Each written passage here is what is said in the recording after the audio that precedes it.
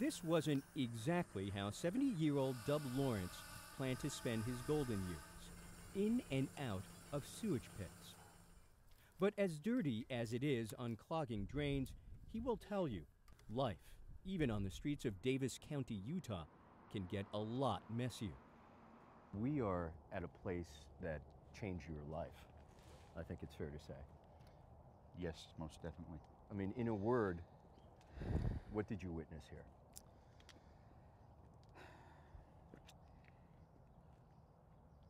I witnessed my son-in-law killed by a SWAT team that I founded. In 1974, Lawrence was elected sheriff of Davis County. A year later, he launched the department's first SWAT team, a specialized unit he envisioned using to defuse and de-escalate high-risk situations. His preference always was to resolve conflict without force. His reputation for integrity became local lore. He actually once wrote himself a parking ticket. You understand that to many people that's the sort of thing that would only happen in fictitious Mayberry. Yeah, but, well, see, that's where it's coming from. My father was born and raised in Mayberry, and my mother still lives in Mount Airy, North Carolina, Mayberry. In Mayberry? In Mayberry, yeah. Mayberry, and North so Carolina. Andy Griffiths is the right way to do it. I mean, he diffused everything. He was a peace officer. But what happened here at his daughter's home one afternoon in Farmington, Utah, was a long way from Mayberry. A tense confrontation with an armed man in a truck has been unfolding all day long in Farmington. In 2008, Dub's son-in-law had a mental breakdown and threatened suicide, barricading himself in his truck. John, What followed, a 12-hour standoff covered wall-to-wall on local media. He was basically parked right here. Yeah, you're standing right where his truck was parked. Yeah. So you were one of the first people on the scene here. Yeah, I think my response time was 7 minutes after the call came. 7 minutes. And you first officers arrived, 2 officers arrived within 4 or 5 minutes. I mean, you were an experienced law enforcement guy. You founded the SWAT team. Yeah. Did you offer your help? Oh, yeah. And what happened? Well, basically, they had me stay back. The former sheriff assured his family they could trust the officers on the scene. But that confidence evaporated as 2 officers quickly grew to dozens. How many officers were here altogether? Over 100. 100 officers? 46 SWAT officers. For one guy in his driveway? Well, he's sitting in his truck, you know, threatening to shoot. He had a gun to his head. Sharpshooters took positions on nearby roofs, and then the military hardware rolled in. They came in with a armored vehicle that crashed through the fence into the yard and moved it. The wheels were just past that bush. You saw that happen? I saw them come in. Far from diffusing the situation, the SWAT team's actions were actually intensifying it, counter to everything Lawrence had preached decades earlier. I was cursing. What are you doing? I mean, you know, what the hell are you doing? This police footage captures the standoff escalating hour by hour. By 10 o'clock, Brian Wood was dead, killed by police gunfire. Yesterday you said you wanted this to end peacefully, but then we see video of what almost looked like a war scene. I mean, does that, some people are saying that might have prodded him to, you know, well, that was never our intent. Our whole intent with things, and you know, that may be the appearance, but that was not the intent, and every action we took at that point was all less lethal, and I want to stress that. Lawrence says the final round was fired by a sniper on the ground, and by that time, Brian was both badly wounded and unarmed. Basically, I felt betrayed by my profession. I admired police officers. I tried to be a good officer. The shooting was ruled justified by law enforcement. Wrongful death lawsuits filed by Brian's family have been dismissed. Dub Lawrence maintains the police, his police, were too quick to shoot. How do they know he's not going to storm out of that car and start shooting the place up? They don't. They don't, and they have to take every precaution in the world to keep, you know, anybody in the area, officers, civilians. Weren't they doing that? No, they had him completely contained.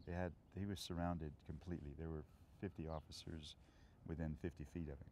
With 50 officers surrounding Brian, Dub says they should have been able to subdue him without shooting him.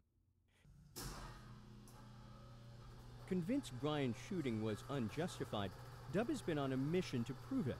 Command Central is this airport hangar where he stores hundreds of photos, binders, and videos, all of which he's studied meticulously. So you can see that's the muzzle flashes of 2 shotguns from 2 different officers from 20 feet. Including boxes upon boxes of evidence. This is all evidence that the police missed. I was just blown away by, I guess, a lot of the violence that I saw that he had collected and analyzed and picked apart. And, you know, definitely felt like this is a story about life and death. You know, there's a lot at stake here in the story, and I was really drawn to that. Scott Christopherson and Brad Barber are filmmakers who heard about Dub's story and made him the centerpiece of their documentary, Peace Officer, about the militarization of American police. I went over it and over it in my head because it didn't make sense the way it went down. No doubt you guys found Dub to be an interesting character. Yeah. Yeah. This is a guy who makes a living literally waist deep in it, so to speak, and spends much of his free time, you know, knee deep in these very messy investigations. Do you agree with that? Yeah, he's kind of doing the dirty work in our society, and in the film, he does the dirty work. The round ricocheted off the top of the windshield. Windshield's broken. In his spare time, when he's not running his septic business, Dub has become a one-man police watchdog, investigating other shootings, uncovering what he says is evidence of cover-ups by law enforcement. He has also become a critic of the increasingly military posture of police, including the SWAT team he created. Thanks to military surplus shopping, many police departments are beginning to look like they are better suited for Fallujah than Farmington. Congress never voted on whether or not to militarize police, and I think that's what catches a lot of people off guard, what surprises a lot of people, is they don't remember ever sort of being consulted, you know, as citizens as to how these special forces would be used in an increasingly militaristic way.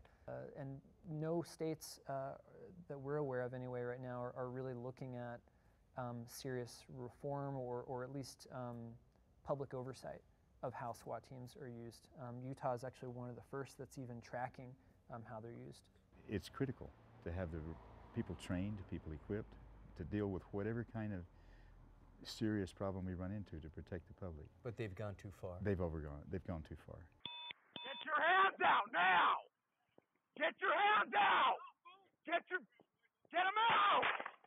Since 2010, there have been 45 fatal shootings by police in Utah, and all but one were found justified, according to the Salt Lake Tribune. Dub is investigating a handful of those and thinks he can prove they defied official policy. One of the cases is scheduled for civil trial in July. Why does this matter so much to you? I mean, there are some people who might be looking from the outside thinking, oh, there's that old guy obsessed with these old cases. Well, people across the country are experiencing the same thing that I've experienced and my family's experienced, and they have no voice. It's why, after gritty days' work, this former lawman continues to hold the law accountable in what's now become his life's work. Michael Oku, Al Jazeera, Davis County, Utah.